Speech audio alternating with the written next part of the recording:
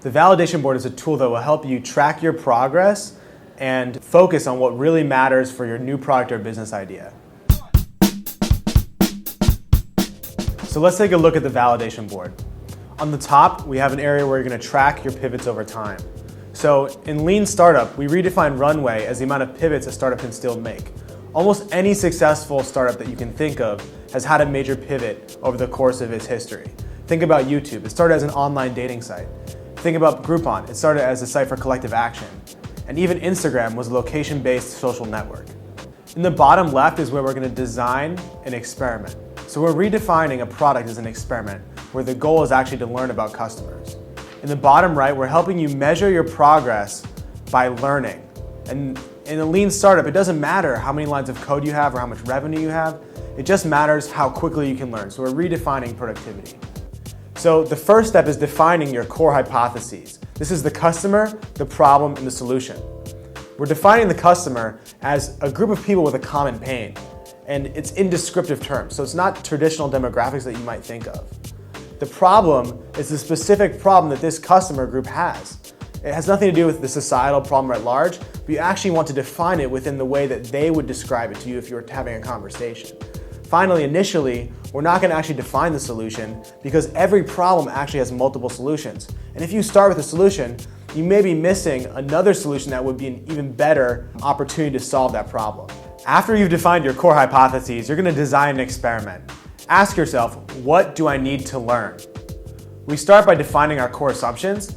This is anything that could be a fact that we believe where if it's invalidated, it would cause the business to fail. So think that you have several core assumptions, and you're going to pick the one that is the riskiest. We define the single riskiest one because we only need to prove one of these wrong in order to invalidate the whole business. Now that you have your riskiest assumption, you need to ask yourself, what experiment should I build in order to get this learning? So we have three methods of experimentation that all increase in the cost of testing. The first type is exploration. This is going far and wide, doing customer interviews, looking for problems, trying to find pain points, and you're going to use exploration to drill into the second method, which we call pitch. Pitch is actually asking your customer for some form of currency in exchange for solving a specific problem or for a specific solution. So currency we define as email addresses, cash, anything that your customer is giving up. The final method is concierge. This is actually delivering on the pitch with as little technology as possible to as few customers as you can until they are really, really excited and happy with your service. So each of these three methods increase in the cost of testing, and they're all key to do in order before you actually write any code or build any infrastructure in your business. So now that you have the method, it's time to define the minimum success criterion. This is basically asking yourself, how do I know if my experiment is successful? So you're going to decide on what is the minimum amount of validation that you need to continue working on this product. So as a team, with everyone and all your stakeholders involved, decide on the minimum amount of validation from customers from getting out of the building that you need to continue working on this.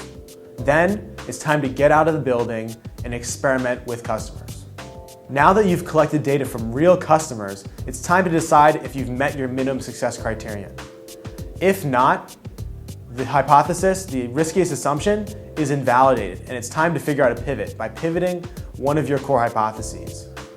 If you've met it, it's validated, and then you're actually going to brainstorm the next riskiest assumption and do a test on that. So now I'd like to give you, in the next video, a real case study about how I've used the validation board to save myself 6 months of time.